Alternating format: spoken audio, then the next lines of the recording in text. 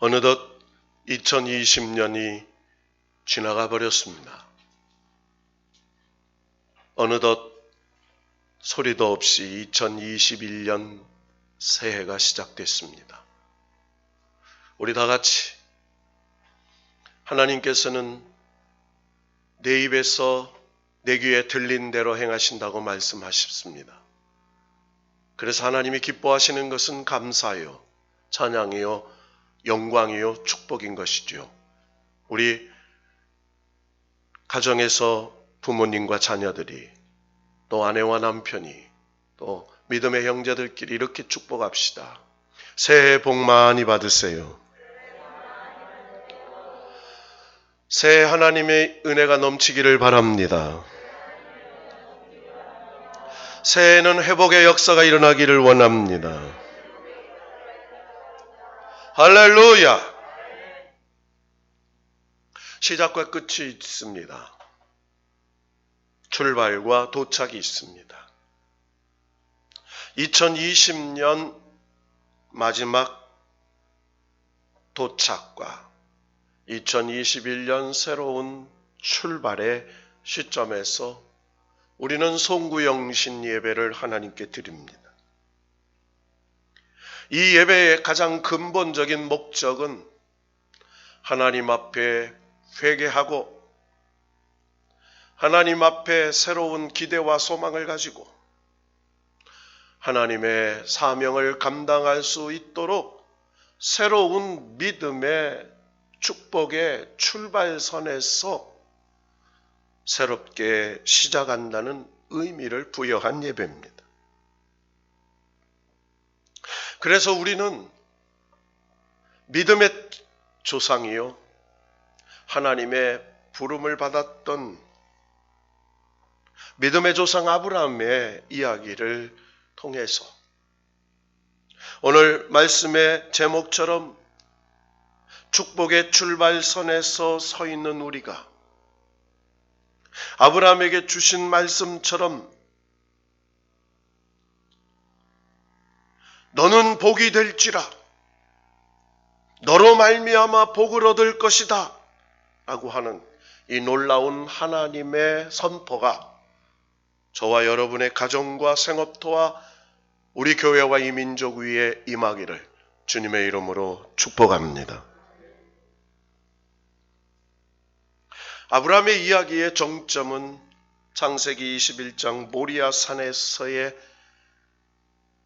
독자 이삭을 하나님께 드림으로 네가 이제야 나를 경외하는 줄 알겠다 약속하시면서 그의 남은 인생의 여호와 이레의 축복을 선포하는 것으로 그의 믿음의 여정이 완성되는 걸 봅니다. 그런데 우리는 이 아브라함의 믿음의 정점을 보기 위해서는 믿음의 조상인 아브라함이 갈대아 우르에서 하나님의 부르심을 받아서 출발했던 그 출발선상으로 되돌아가야 합니다. 창세기 12장 1절에서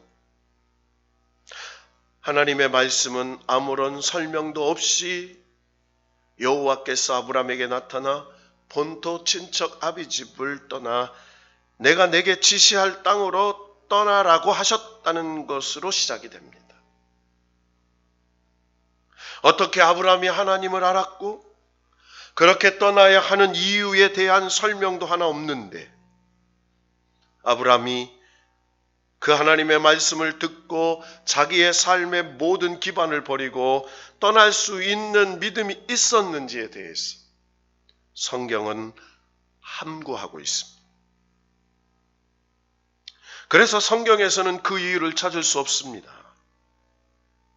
그러나 오랫도록 많은 사람들이 그 이유를 생각하고 또 연구하고 또 하나님의 말씀의 전승들을 찾았어. 아브라함이 어떻게 하나님을 믿게 되었고 어떻게 하나님의 말씀을 믿고 그의 삶의 모든 기반을 떠나서 하나님께서 가라고 하는 그곳으로 갈 수 있는지를 전승을 통해서 설명하고 있습니다. 유대 전승에 따르면 아브라함은 우상 숭배를 처음으로 적대시하고 유일하신 하나님을 가장 먼저 믿었던 사람이라고 기록하고 있습니다. 그는 우상에 빠진 이들을 참된 하나님께로 인도하려다가 엄청난 박해를 받았던 인물입니다. 전승에 따르면 아브라함의 아버지 데라는 우상을 숭배했습니다. 우상을 직접 만들어 팔던 사람이었습니다. 아브라함은 자연 어려서부터 우상들의 신성에 대한 의심을 가지게 되었습니다. 참된 신이 누구인가? 정말 신은 있는가? 한 번은 신전에 큰 우상이 넘어져 있는 것을 본 아브라함은 갑자기 이런 의심이 생겼습니다.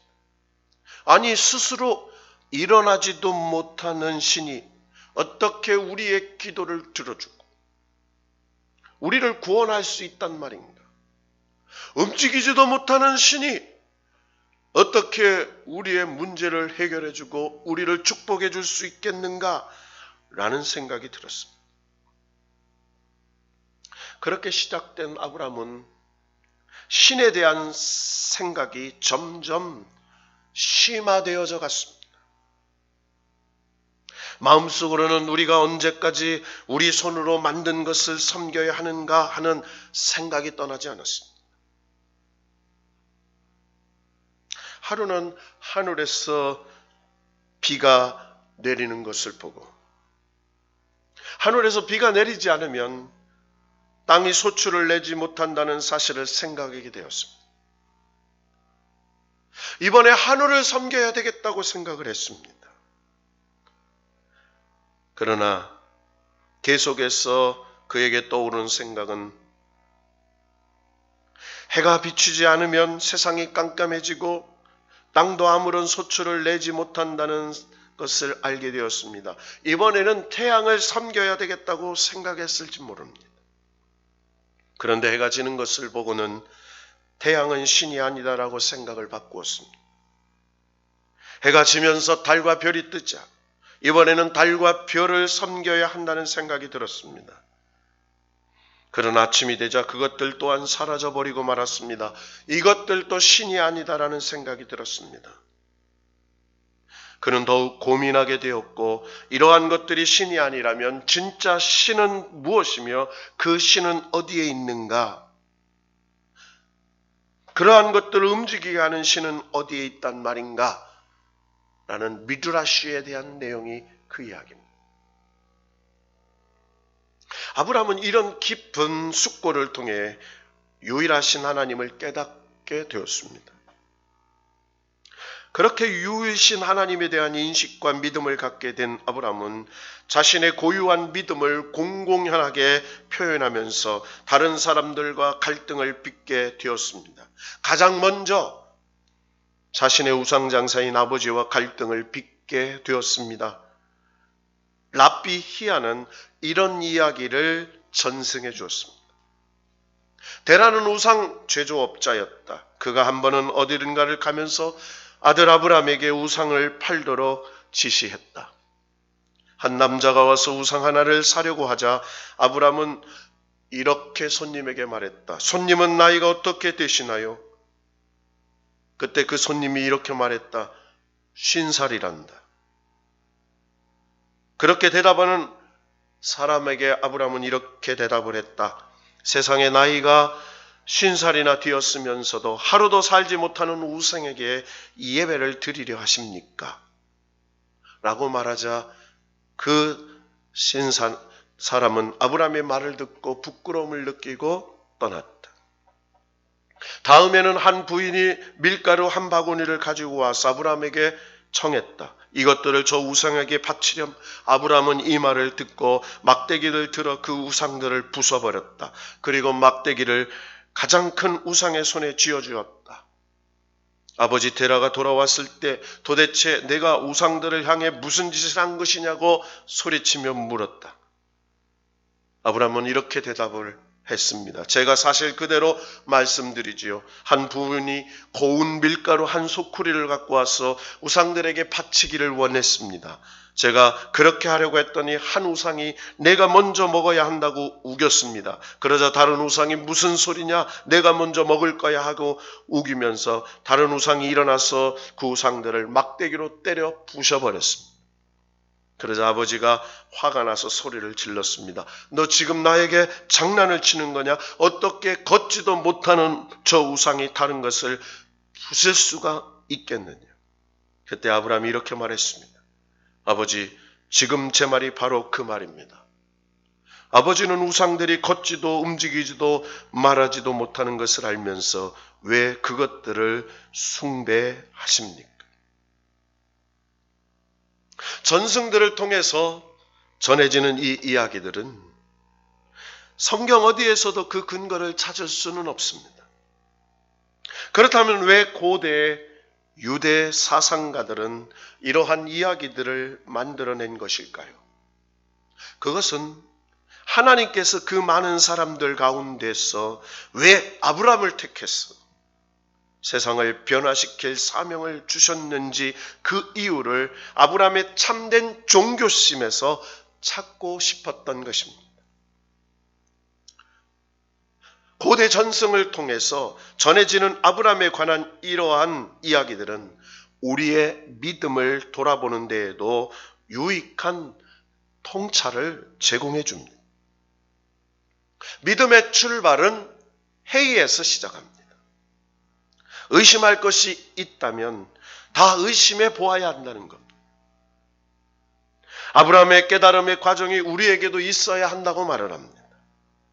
믿음은 엄밀한 사고의 과정을 거쳐 결정되고 선택되어지는 것입니다. 그래야 그 믿음이 흔들림이 없습니다. 그런 우리의 결정이 확실할 때 하나님은 그런 우리를 불러주시고 그런 우리를 통해서 역사하시고 그런 우리를 통해서 축복하시는 것입니다. 우리가 믿고 있는 하나님은 과연 어떤 하나님이신가? 믿음은 이성의 영역을 넘어서는 직관이 필요합니다.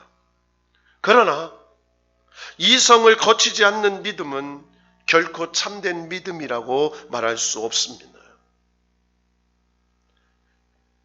그런 의미에서 아브라함의 끝없는 하나님에 대한 생각과 그리고 하나님을 찾고자 하는 그 귀중한 통찰은 우리는 새로운 축복의 기회를 제공하고 있다는 것입니다. 성경에 이렇게 말합니다. 찾고 찾으면 나를 만나리라. 여러분, 신앙은 하나님을 끝없이 찾는 것입니다. 하나님께 끝없이 구하는 것입니다. 그리고 하나님 앞에 끊임없이 하나님의 응답을 두드리는 것입니다. 그래서 구하라, 찾으라, 두드리라, 열릴 것이라고 약속하고 있는 것입니다.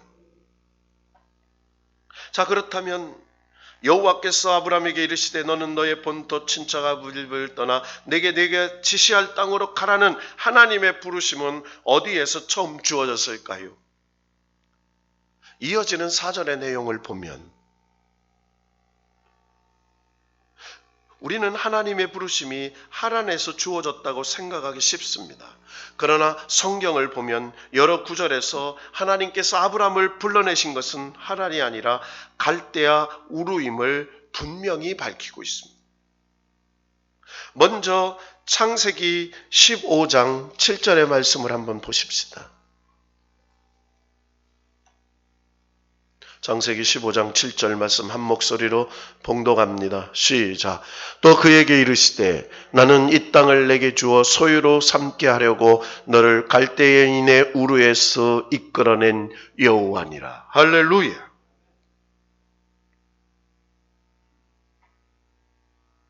느헤미야서에서도 마찬가지 말씀이 등장합니다. 주는 여호와시라 옛적에 아브라함을 택하시고 갈대아 우르에서 인도하여 내시고 아브라함이라는 이름을 주시고 라고 분명하게 말씀하고 있습니다. 사도행전 7장 2절과 3절에도 이렇게 말씀하고 있습니다. 메소보다미아에 있을 때의 영광의 하나님이 그에게 보여 가라사대 내 고향 친척을 떠나 내가 내게 보일 땅으로 가라 하시니 라고 기록하고 있습니다. 즉 갈대아 우르임을 분명히 밝히고 있습니다. 아브라함이 하나님의 첫 부르심은 하란이 아니라 우르였습니다. 여러분, 아브라함이 갈대아 우르에서 살았다라는 말씀을 이해해야 아브라함이 그 갈대아 우르를 떠나서 하나님이 지시할 땅으로 가는 그 축복의 출발의 여정이 얼마나 어려웠던지를 이해할 수가 있습니다. 여러분, 기원전 4500년 전에 갈대아 우르는 인류의 가장 오래된 문명으로 손꼽히는 수메르 문명을 꽃피운 수메르 왕국의 수도였습니다. 가장 오래된 문명에 우리는 보통 고대 문명의 발상지를 이야기할 때 수메르 문명보다 메소포타미아 문명이라는 표현을 더 많이 쓰는데 사실 이 둘은 같은 문명을 지칭하는 말입니다. 특별히 수메르 문명에서 수메르는 수메르 왕국의 이름을 딴 것이고 메소포타미아 문명에서 메소포타미아 지역의 이름을 딴 것입니다. 여러분, 메소포타미아라는 말은 헬라어로 메소, 즉 사이와라는 말과 포타모스, 즉 강이라는 두 단어의 합성입니다. 그러니까 그 의미는 두 강 사이라는 뜻이에요. 그러니까 갈대아 우르는 유프라데스 강과 티그리스 강 사이의 평야지대를 가리키는 것입니다. 최초의 도시국가, 최초의 왕정제, 최초의 문자, 최초의 법정, 최초의 학교교육, 최초의 바퀴가 달린 전차, 헤아릴 수 없는 고대 문명의 발생지였은 것을 알 수가 있습니다. 특히 그들의 수도인 우르에 세워졌던 신전탑을 우리는 찾아볼 수 있습니다. 기원전 4500년에 세워졌던 이 신전탑은 우리가 생각하는 탑이 아니라 하나의 거대한 건축물이었습니다. 이 신전탑은 위로 올라갈수록 점점 좁아지는 형태의 거대한 4층 탑으로 고대인들은 이 탑을 지구라트라고 불렀습니다. 탑의 맨 꼭대기층은 우르의 수호신인 달의 신 난나에게 봉헌되어 그곳에서 우르의 왕과 제사장이 곡식과 포구석을 바쳤던 의식을 했던 곳입니다. 창세기 11장에 서술된 바벨탑의 이야기는 바로 이 우르의 신전 지구라트를 말한다고 얘기하는 성서학자들도 있습니다. 창세기 11장을 보면 온 땅에 구음이 하나요 언어가 하나이었더라. 이에 그들이 동방으로 옮기다가 시날 평지를 만나 거기 거하고 서로 말하되 자 벽돌을 만들어 견고히 굳자 하고 이에 벽돌로 돌을 대신하며 역청으로 진흙을 대신하고 또 말하되 성과 대를 쌓아 대꼭대기를 하늘에 닿게 하여 우리 이름을 내고 온 지면에 흩어짐을 면하자 하였더니 창세기 11장 1절에서 4절의 내용입니다. 시날 평야는 메소포타미아 남부 평야를 가리킵니다. 이 평야는 이라크의 수도 바그다드에서 우르까지 이르는 광활한 평야입니다. 무려 500km를 달려야 하는 광활한 평야입니다. 그 중간 어디에도 막힌 곳도 없고 그 어떤 산도 없는 그저 평야입니다. 산이 없는 평지에서 건축에 필요한 바위나 돌을 구하기 어려웠지만 지천에 널린 것이 진흙이었습니다. 본래 시날 평야에 티그리스 강과 유프라데스 강이 범람하여 상류에서 쓸려 내려온 진흙이 쌓여 이루어진 평야입니다.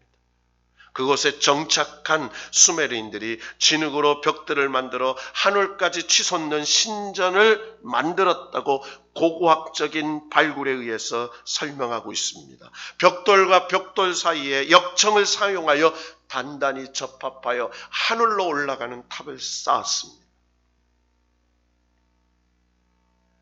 여러분, 이 고대 도시는 4만 명의 인구가 성 안에 살았고 주변에 20만 명의 사람들이 살았던 고대 도시였습니다. 그곳은 풍요로운 곳이고 문명이 있는 곳이었습니다. 우리는 오늘 이 믿음의 조상인 아브라함이 믿음의 여정의 출발 부분을 살펴보면서 매주 중요한 메시지가 들어있다고 생각합니다. 크게 두 가지입니다. 첫째는 하나님에 대한 생각입니다. 믿음의 길에 들어서려면 많은 생각을 해야 합니다. 그저 어떤 필요에 의해 무작정 뛰어들어서는 안 된다는 것입니다. 그저 물 한 그릇 떠놓고 기도하던 마음으로 하나님께 의지하려는 마음을 가지고는 절대로 바른 신앙의 길을 걸을 수 없다는 것입니다. 여러분, 하나님은 다른 신들과는 다르신 분입니다. 그 다르다는 의미는 바로 하나님은 우리와 인격적인 관계를 맺으시는 유일하신 하나님이신 것입니다. 여러분, 하나님을 생각한다는 것은 하나님과의 관계를 이루는 삶이라는 것을 말합니다. 하나님을 생각하고 하나님을 믿기로 결심하고, 그래서 우리가 이성적으로 이해할 수 없는 영역을 뛰어넘어 놀라운 믿음의 그 초이성적, 초과학적, 초역사적인 하나님이 찾고 또 찾는 자들에게 찾아오셔서 보여주셨던 그 놀라운 믿음의 역사의 선택자가 아브라함이었다는 것입니다. 여러분, 2021년 여러분들이 그 아브라함이 되시기를 주의 이름으로 축원합니다. 그 아브라함이 되었어. 하나님이 찾아오셔서 2021년 새로운 믿음의 축복의 출발선이 되어서 하나님의 말씀의 인도를 받아서 새로운 언약의 축복의 땅으로 다시 출발하는 저와 여러분이 되시기를 축원합니다. 여러분, 오늘 본문을 통해서 두 번째 주시는 말씀은 우리가 하나님을 믿기로 결심함으로 우리가 치러야 할 믿음의 대가가 있다는 것입니다. 여러분, 하나님을 믿는다는 것은 그 하나님 때문에 그 하나님의 인정을 받기 위해서는 하나님이 요구하시는 그 무엇도 대가로 지불할 수 있다라고 하는 선택의 결정을 내려야 한다는 것입니다. 아브라함은 무엇보다 먼저 본토 친척 아비집을 떠나야 했습니다. 그것은 단순한 여행이 아니었습니다. 모든 것을 버려야 하는 결단의 요구였습니다. 매우 힘들고 어려운 선택의 과정이었습니다. 그 명령에 순종한다는 것은 자신이 가지고 있던 기존의 모든 것을 버려야 한다는 것을 의미하고 있습니다. 한 줄로 간단히 묘사하고 있지만 이 하나님의 명령은 결코 단순한 것이 아니었습니다. 자신의 모든 것을 버리지 않으면 쫓을 수 없다고 말씀하시는 예수님과 마찬가지로 믿음의 길을 가장 먼저 자신이 이제까지 믿고 소유하고 의지하던 모든 것에 대한 신뢰를 버림으로써 새로운 축복이 시작된다는 것을 얘기하고 있습니다. 그것이 제대로 되지 않았기 때문에 오늘날 많은 그리스도인들이, 믿고 있는 사람들이 돈 때문에 방황하죠. 자식 때문에 하나님에 대한 절대적인 신뢰를 포기합니다. 인생의 어려움에 직면하여 믿음이 흐트러지게 됩니다. 하나님께서 우리에게 오직 하나 요구하시는 것이 있다면 그것은 바로 하나님에 대한 믿음입니다. 그냥 믿음이 아니라 전적인 신뢰입니다. 다 버리고 떠나도 하나님이 책임져 주실 거라고 하는 신뢰라는 것이죠. 여러분, 지금까지 아무것도 없어도, 그리고 지금까지 이룬 것이 없다고 해도 하나님을 전적으로 신뢰하는 새로운 믿음의 출발점이 된다면 2021년도는 놀라운 하나님의 믿음의 축복이 회복될 줄로 믿으시기 바랍니다. 하나님은 우리에게 2021년이 시작되는 이 새벽에 하나님께서 아브라함처럼 버리고 떠나는 새로운 결단을 갖기를 원하시고 계시는 것입니다. 여러분, 질문 하나 드리고 말씀을 마칩니다. 신앙생활하면서 고난과 유혹 중에 무엇이 더 견디기 어렵습니까? 우리의 신앙이 시련 때문에 넘어지든가요? 시험 때문에 넘어지든가요?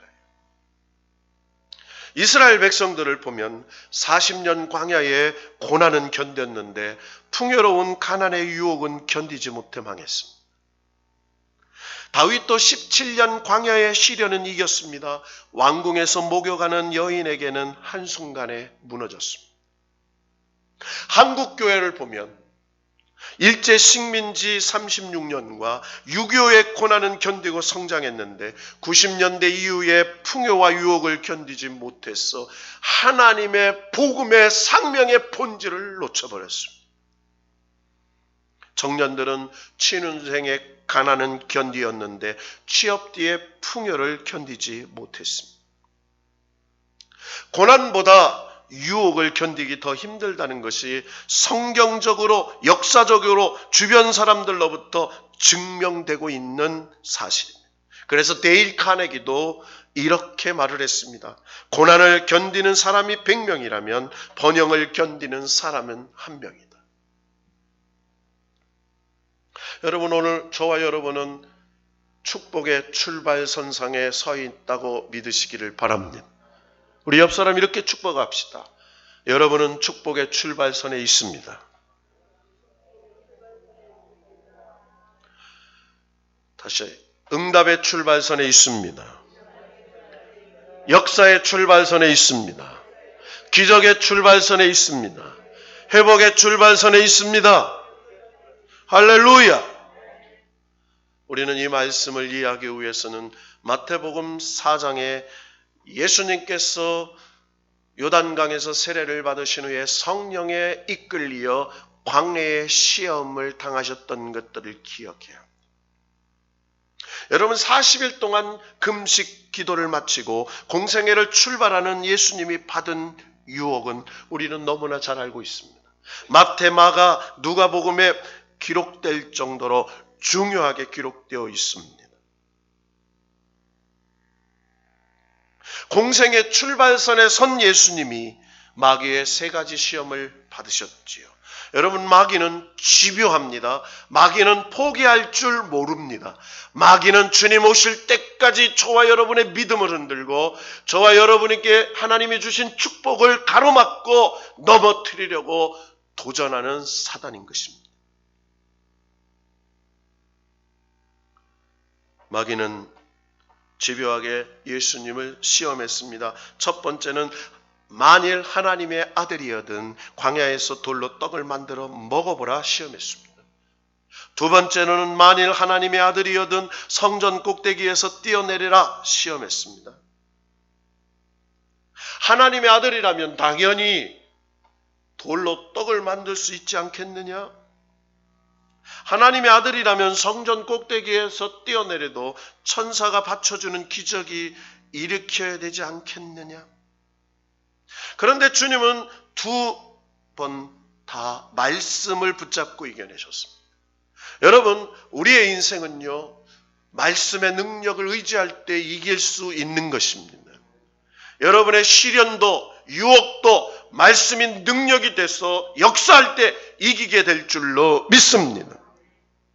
여러분, 돌로 떡 만들어 먹지 않아 배부르지 않아도 나는 하나님의 아들임을 의심하지 않는다였던 것입니다. 성전 꼭대기에서 뛰어내려도 다치지 않는 기적이 없어도 나는 하나님의 아들임을 확신한다 라는 얘기였습니다. 배가 고파도 기적이 없어도 나는 하나님의 아들이라 선언하셨습니다.